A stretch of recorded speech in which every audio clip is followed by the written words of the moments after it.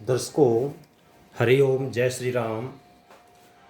आज ज्योतिष में हम करेंगे चंद्रमा के विभिन्न भावों में फलादेश, अर्थात लगन से लेकर के आगे हम करेंगे फलादेश। ये जो भाव होता है इसको हम लगन बोलते हैं। संख्या यहाँ चाहे कोई भी लिखी हो, ये पहला घर ही होता है। संख्या यहाँ पर 1 से 12 तक कुछ भी हो सकती है, 1 to 12, क्योंकि जो नंबर लिखे होते हैं कुंडली में वो घर के नंबर नहीं बल्कि वो राशि के नंबर लिखे होते हैं।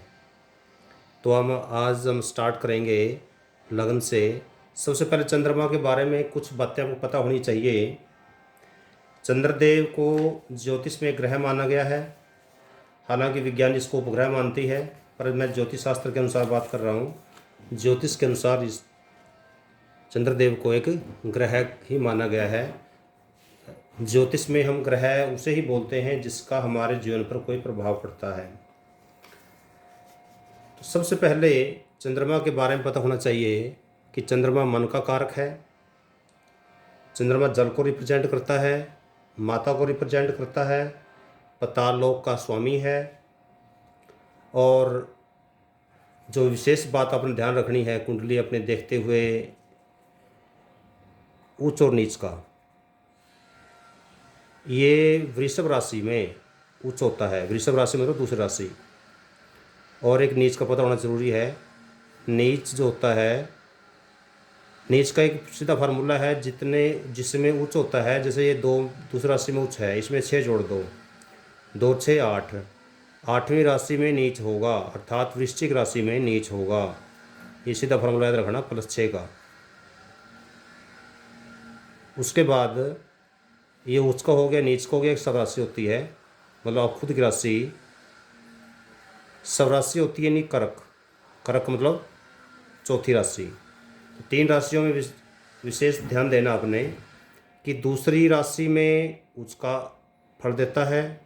चौथी राशि इसकी स्वराशि है, यहाँ भी अच्छा रिजल्ट देगा। यदि चंद्रमा कहीं 8वीं राशि में बैठा हो वहाँ पर अच्छा रिजल्ट नहीं देगा। चंद्रमा का जो स्वामी है, चंद्रमा के जो मित्र ग्रह हैं, इसको पता होना जरूरी है आपको। सूर्य और बुध। सूर्य बुध को अपना मित्र मानता है, हालांकि बुध चंद्रमा को अपना मित्र नहीं मानता। सूर्य चंद्रमा को अपना मित्र मानता है, क्योंकि यहाँ पर दोनों तरफ होगी। चंद्रमा भी सूर्य को अपना मित्र मानता है, सूर्य भी चंद्रमा को अपना मित्र मानता है। इस वजह से जो सूर्य की राशि में होगा तो भी अच्छा रिजल्ट देगा। तो कुल मिलाकर के यहाँ पर 3 राशियाँ होगी चंद्रदेव के लिए। ध्यान देने की बात है आपके लिए विशेष। एक तो होगी सूर्य की राशि, पहली राशि। एक होगी दूसरी राशि वृषभ राशि, जिसमें उसका होता है। एक होगी चौथी राशि कर्क राशि, जिसमें ये स्वराशि का होता है। 3 राशियाँ में अच्छा रिजल्ट देगा। ध्यान देना, 3 राशियों में अच्छा रिजल्ट देगा, बेशर्ते कि कोई विरोधी, कोई पाप ग्रह की कोई दृष्टि ना हो। 1 2 और 4 में पूरा रिजल्ट नहीं देगा। और जो नीच राशि है 8वीं राशि, इसमें अच्छा रिजल्ट देने के चांसेस बहुत कम होते हैं। कुछ भावों में अच्छा रिजल्ट भी देगा। अच्छे का मतलब इतना अच्छे नहीं दे पाएगा जितना कि राशियों में देगा। इसके अलावा आपको 1 2 बातों पर ध्यान देना होगा चंद्रमा के संबंध में। यदि चंद्र के साथ केतु बैठा हो, किसी भाव में हो, चाहे 12 के 12 राशियों में या 12 के 12 घरों में कहीं पर हो, ऐसे ही चंद्र के साथ राहु बैठा हो, तो इसको हम ग्रहण दोष बोलते हैं। अर्थात यहाँ पर भी चंद्रमा चाहे वृषभ राशि में बैठा हो, उसमें बैठा हो, तो भी अच्छा रिजल्ट नहीं दे पाएगा, क्योंकि केतु और राहु से चंद्रमा को ग्रहण लगता है। हाँ, एक बात आपको ध्यान देनी पड़ेगी ग्रहण के मामले में। यदि इनकी जो डिग्री दी होती है चंद्रमा की, केतु की और राहु की, जो भी इनके साथ होगा या जो भी ग्रह इनके साथ होंगे, रिजल्ट कम और ज़्यादा कैसे होते हैं। यदि 0 से लेकर के 5 डिग्री तक का अंतर हो दोनों की डिग्रियों में, चंद्र और केतु में या चंद्र और राहु में, तो प्रबल प्रबल अर्थात जो इनका ग्रहणी दोष है वो प्रबल अपना प्रभाव दिखाएगा। ऐसे ही 6 से लेकर के 5 से ज़्यादा हो, 6 से लेकर के 10 तक का यदि हो तो फिर उस मध्यम, अर्थात जो प्रभाव है वो मध्यम रहेगा, ज़्यादा प्रबल नहीं रहेगा। ऐसे ही 10 से ज़्यादा हो, 10 से 15 तक हो तो नीमन होगा, और 15 से ज़्यादा यदि डिग्री का अंतर हो तो फिर नए के बराबर होगा, तो इसमें कोई प्रभाव नहीं पड़ेगा। आपने ये मत देख लेना कि भाई चंद्र और केतु इकट्ठे देख लिया आपने किसी घर में, आप अपने क्लाइंट को कह दो कि भाई चंद्र ग्रहण दोष है, आप ये उपाय करो वो उपाय करो, नहीं। सबसे पहले इनकी डिग्री देखो। डिग्री में यदि 0 से 5 डिग्री का अंतर हो तो फिर तो आपको उपाय अच्छे करवाने चाहिए। 6 से 10 का डिग्री का हो फिर मध्यम रिजल्ट देगा, 10 से 15 का हो फिर कुछ रिजल्ट देगा, और 15 ज़्यादा हो फिर कुछ भी प्रभाव ग्रहण का नहीं पड़ेगा। ज़्यादातर चंद्र ग्रहण जैसे आपको बताया कि ये मन का कारक है, इन ग्रहण दोष में ज़्यादातर मन पे फर्क पड़ता है, अर्थात ऐसी स्थिति में ज़्यादातर बच्चों को, ज़्यादातर जातकों को सिर दर्द की समस्या, मानसिक तनाव की समस्या, डिप्रेशन की समस्या हो जाती है। जिनको इनका जो डिग्री का अंतर है काफ़ी कम अंतर है, वहाँ पर प्रभाव ज़्यादा होगा। अर्थात कई बार तो, और यदि इनकी चंद्र केतु की युति यदि बाई चांस 8वें भाव में हो तो फिर और ज़्यादा खतरनाक हो जाती है। तो इन बातों का आपको ध्यान देना होगा। वैसे तो इनकी युति कहीं पर भी हो अपना प्रभाव दिखाएंगी, पर कुछ भाव ऐसे हैं 6, 8, 12 में, यदि 6, 8, 12 में इनका ऐसी युति हो फिर और ज़्यादा अपना रिजल्ट दिखाएंगे, अर्थात और ज़्यादा नेगेटिव हो जाएगा। इनके साथ इनके बात क्लियर होने के बाद आपको एक बात का ध्यान देना होगा जो रहेगी। चंद्रमा केतु कर लिया आपने, चंद्रमा राहु को कर लिया। ऐसे चंद्र और शनि का, चंद्र शनि का यदि किसी युति में बैठे हों तो उसको हम विष योग बोलते हैं, अर्थात ये भी अच्छा रिजल्ट नहीं देगा। विष योग, विष जहर। ऐसे ही चंद्र और सूर्य, हालांकि चंद्र और सूर्य दोनों मित्र ग्रह हैं, पर यदि इन दोनों की युति हो वो अच्छी नहीं होती, यदि एक दूसरे की तरफ दृष्टि हो वो अच्छी होती है। एक चंद्र और सूर्य यदि इकट्ठे बैठे उसको हम बोलते हैं अमावस्या योग, अमावस्या। ये ज़्यादातर अमावस्या वाले दिन ही होता है। जिन जातकों का जन्म अमावस्या को होता है उस दिन में ज़्यादातर चंद्र और सूर्य इकट्ठे ही मिलते हैं, तो उसको अमावस्या योग बोलते हैं। क्योंकि अमावस्या योग में क्या होता है कि चंद्रमा का प्रभाव खत्म हो जाता है, सूर्य के प्रभाव से, सूर्य के तेज किरणों से चंद्रमा निष्प्रभावी हो जाता है। तो ये भी हमारे जीवन के लिए एक नेगेटिव है, क्योंकि चंद्रमा एक इमोशंस का कारक भी है, भावनाओं का कारक भी है, और यदि भावनाएं ही इंसान में नहीं होगी या नेगेटिव भावनाएं होंगी तो भी अच्छा नहीं होगा। तो भावनाएं नेगेटिव भी नहीं होनी चाहिए, और भावनाएं इतनी कठोर भी नहीं होनी चाहिए। तो भावनाएं तो ऐसी होनी चाहिए कि भी जहाँ पर जैसी ज़रूरत हो उसके अनुसार काम करे। अब हम बात कर रहे थे चंद्रमा के बारे में कि 1 से लेकर के 12 भाव हमारे होते हैं, उसमें से आज कितने भावों का हम कर पाएंगे समय के अनुसार देख लेंगे। वीडियो ज़्यादा लंबी ना बने, इस बात का भी ध्यान रखेंगे। इससे पहले कि मैं शुरू करूं, आपको एक विशेष सूचना देना चाहता हूं। कई दर्शकों की मांग रहती है कि गुरुजी अपना नंबर बताया करो, तो मैं पंडित महावीर भारद्वाज, मोबाइल नंबर 7027000138, मेरा मिलने का समय रहता है वो शाम को 4 बजे से शाम के 7 बजे तक रहता है, कुरुक्षेत्र हरियाणा में। और जो घर बैठे कुंडली दिखलवाना चाहते हैं वो 7027000138 पर अपनी date of birth, time, place और क्वेश्चन, इन चारों चीज़ों को लिख करके व्हाट्सएप कर दें, तो आपका फ़ोन के माध्यम से भी टेलीफोनिकली आपकी समस्या का समाधान कर दिया जाएगा। आज का कोरोना काल चला हुआ है, कोशिश तो मेरी ही रहती है कि ज़्यादा से ज़्यादा टेलीफोन पर ही बात हो जाए, कि आमने सामने न बैठना पड़े। तो ज़्यादातर कोशिश करना कि आप अपने व्हाट्सएप के माध्यम से ही सारा कुछ अपनी समस्या का समाधान करवा लें, प्रत्यक्ष आने के बजाय। धन्यवाद। अब आगे टॉपिक पे आते हैं। टॉपिक पे हम कर रहे थे चंद्रमा का। सबसे पहले हम पहला भाव पे बात करेंगे। पहला भाव यदि यहाँ पर चंद्रमा हो, यदि यहाँ चंद्रमा है तो लगन में पूर्णिमा का चंद्रमा हो तो जातक सुंदर होगा। यहाँ पर लगन में पूर्णिमा का चंद्रमा, पूर्णिमा का चंद्रमा का मतलब होता है चंद्र पूर्ण हो, क्योंकि आपको पता है कि दो पक्ष होते हैं, कृष्ण पक्ष और शुक्ल पक्ष। एक पक्ष में चंद्रमा बढ़ता है और एक पक्ष में चंद्रमा घटता है। तो शुक्ल पक्ष में चंद्रमा बढ़ता है, परंतु जैसे अमावस्या से लेकर के पूर्णिमा तक शुक्ल पक्ष रहता है, पर अमावस्या से लेकर के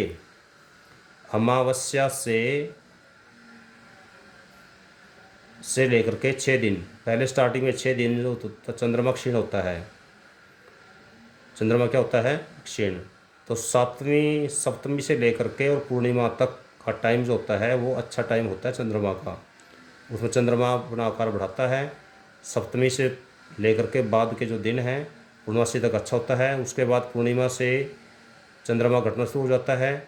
ऐसे ही पूर्णिमा से लेकर के और सप्तमी तक चंद्रमा हालांकि घटता जाएगा, परंतु उसके बावजूद भी चंद्रमा का आकार ठीक होगा। तो उसके बाद सप्तमी से लेकर के षष्ठी से लेकर के और अमावस्या तक ये जो टाइम है ये क्षीण चंद्रमा का होता है। अपना ध्यान ये देना है कि भाई सप्तमी से लेकर पूर्णमासी तक और पूर्णमासी से लेकर के सप्तमी तक का जो चंद्रमा है वो बलि चंद्रमा है। ऐसे ही अमावस्या से लेकर के पहले 6 दिन अर्थात षष्ठी तक, और ऐसे ही षष्ठी से लेकर के कृष्ण पक्ष में षष्ठी से लेकर के अमावस्या तक का जो टाइम है वो भी क्षीण चंद्रमा होता है। तो आपने ये ध्यान देना है कि चंद्रमा कौन सा है, क्षीण चंद्रमा और बलवान चंद्रमा। अक्षीण चंद्रमा पाप ग्रह का पार्टी बन जाता है, और यदि बलवान चंद्रमा है वो हमारे लिए प्रबल होता है, शुभ ग्रह का पार्ट होता है। तो यहाँ पर हम बात कर रहे थे, यदि यहाँ पर पूर्णिमा का चंद्रमा हो या बलवान चंद्रमा हो तो जातक क्या होगा? सुंदर होगा। क्योंकि ये आपको बताया था पिछली वीडियो में भी, ये जो घर है वो हमारा रंग रूप का कारक भी है। चंद्रमा क्या है? सुंदरता का कारक है। तो सुंदरता का कारक है, तो जो चंद्र यहाँ होगा और बलवान भी होगा तो सीधी बात है कि आप कुंडली देखते ही कह सकते हो कि चंद्रमा यदि जिसका यहाँ बैठा है, और तो आप कुंडली देखते ही बता दो कि भाई ये सुंदर बच्चा है।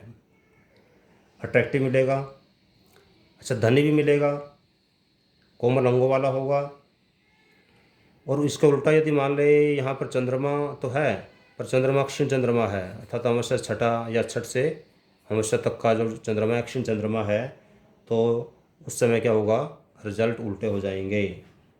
उल्टे का मतलब फिर हम ये नहीं कह सकते कि वो जातक सुंदर भी है, निर्बल होगा और धन भी इतना अच्छा नहीं होगा। और लगन में यदि पहली, दूसरी या चौथी राशि हो, मतलब मेष राशि, वृषभ राशि या कर्क राशि, पहली, दूसरी, चौथी जो आपको बताया था ना जिसमें अच्छा रिजल्ट देता है, ये लगन के अंदर ये राशियां हो तो चंद्रमा जातक को धनी बनाएगा, सुंदर बनाएगा, एक पहली, दूसरी और चौथी राशि में। इसके अलावा यदि नीच राशि या 8वीं राशि में हो तो उसके बाद ये उल्टा रिजल्ट हो जाएगा, अर्थात चंद्रमा ना धनी बनाएगा ना सुंदर बनाएगा। और इसके अलावा यदि चंद्रमा यहाँ अकेला हो अन्य राशियों में, जैसे ये राशियों को बताई दी, ये राशि में तो सुंदर भी होगा, बलवान भी होगा। अन्य राशियों में चंद्र यहाँ अकेला हो तो फिर जातक को नेगेटिव रिजल्ट आएंगे। तो उस केस में जो जातक है वो रोगी हो सकता है, निर्धन भी होगा, अर्थात उसके पास ज़्यादा धन दौलत नहीं रहेगा, उसे श्वास, खांसी रोग और वात रोग की संभावना बनी रहेगी। अर्थात हम ये कह सकते हैं उसको ENT की समस्या भी हो सकती है उनको, जिनको चंद्रमा लग्न में होगा और निज राशियों में या अन्य राशियों में होगा और अकेला हुआ तो, और किसमें क्षीण चंद्रमा हुआ। क्षीण चंद्रमा हुआ मतलब उनका बच्चे का जो जन्म है वो अमावस्या से छठ तक हुआ हो या शुक्ल पक्ष में छठ से लेकर के अमावस्या के बीच में हुआ हो। इन 12 दिनों में जो बच्चे का जन्म हुआ है तो फिर उस केस में रिजल्ट नेगेटिव ही आएंगे लगन के चंद्रमा के। लगनस्थ चंद्रमा या किसी शुभ ग्रह की दृष्टि हो इस पर तो जातक बलवान होगा, बुद्धिमान होगा, आरोग्यवान भी होगा। परंतु यदि उल्टा हो, अर्थात लगन में चंद्र बैठा है परंतु यहाँ पर राहु की, केतु की या शनि की इनकी दृष्टियाँ पड़ रही हैं तो रिजल्ट नेगेटिव हो जाएगा।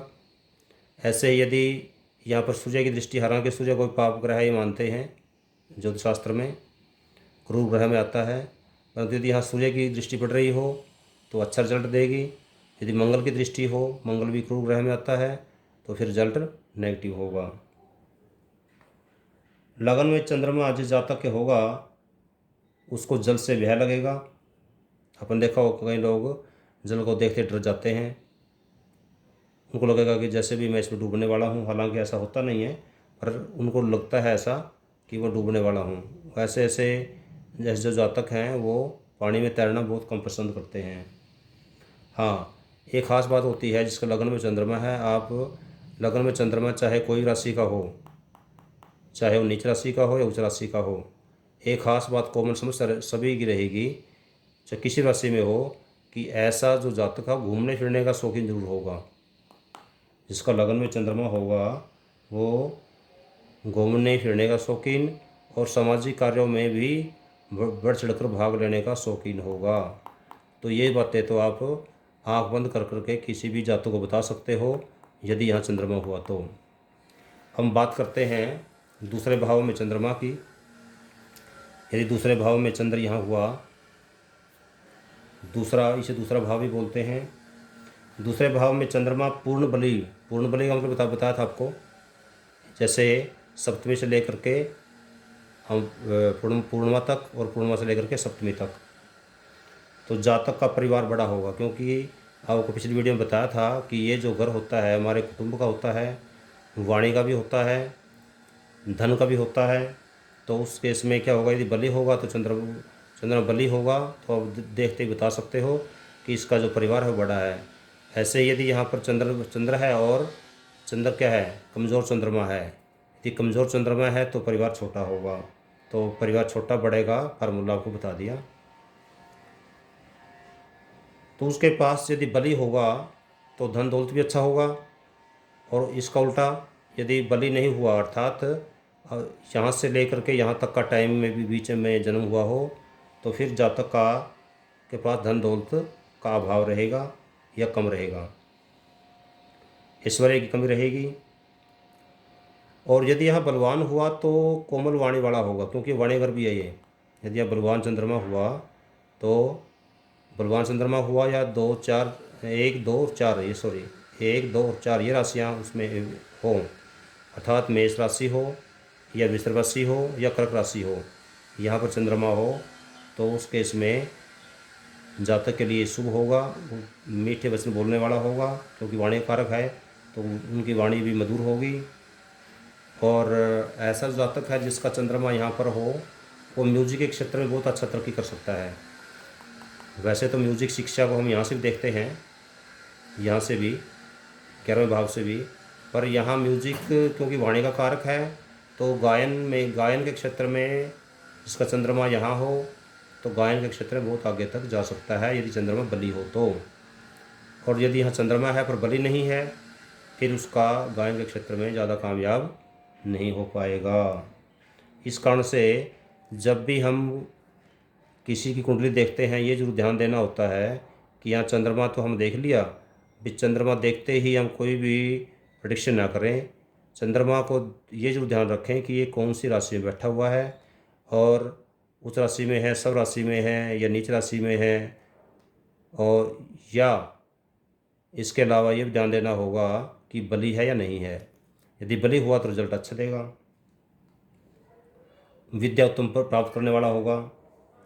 चंद्रमा उच्च राशि में हो, उच्च राशि का मतलब होता है वृषभ राशि। यदि वृषभ राशि में हो तो जातक विपुल धन की स्वामी, और इतना उसके पास अपार धन होगा कि उसको संतुष्ट होगा, यश